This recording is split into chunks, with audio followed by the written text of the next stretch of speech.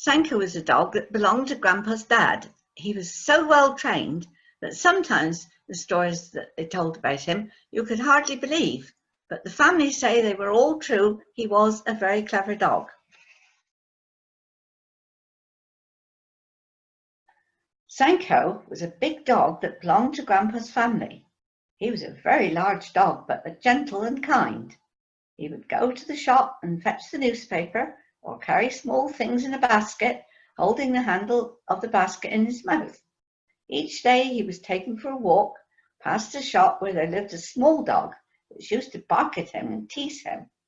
The family used to tell Sanko to take no notice, and he obeyed, but he longed to chase the small dog. One day the dog came out as usual, yapping and barking, and Sanko could stand it no longer. Before anybody could stop him, he chased after the little dog into the shop, and dear me, all the oranges and apples which were in the shop were knocked over, and some eggs were broken, as the dogs chased each other round the shops, barking madly. When Sanko caught the little dog, he picked him up in his mouth and shook him until he was called away, and the little dog was not hurt. But forever after that, the little dog never teased Sanko again.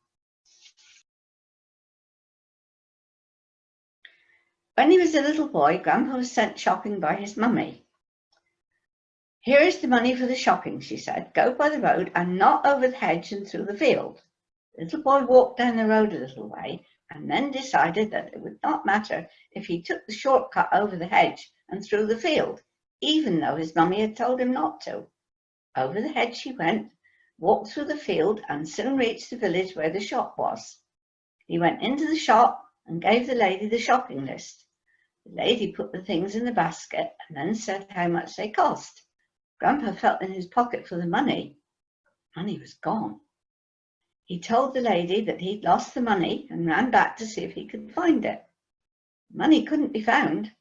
He had to go home and tell his mother what had happened, and she was very angry. "I told you not to go over the hedge and through the field," she said. Grandpa thought of Sanko the dog and wondered if he would be able to help. So Sanko was told to sniff the little boy's hands, as then he would know the kind of smell he was seeking. Grandpa took Sanko to the hedge, where the dog sniffed and sniffed until he smelt something with the same smell as the boy's hands. He barked and barked, and when Grandpa ran over to him, there in the grass was the money. So he was able to go back to the shop, but this time he went by the road.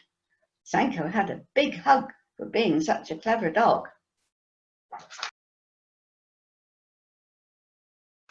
One day the family went for a walk and Sanko went too.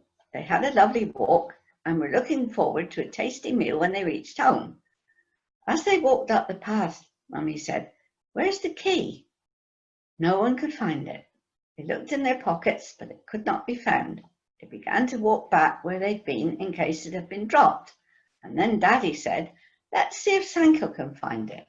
Sanko, go and seek." That was how they spoke if they wanted the dog to sniff around for something. The dog put his nose to the ground and walked along the path, and soon there was a loud bark, and Sanko had found the key lying on the ground.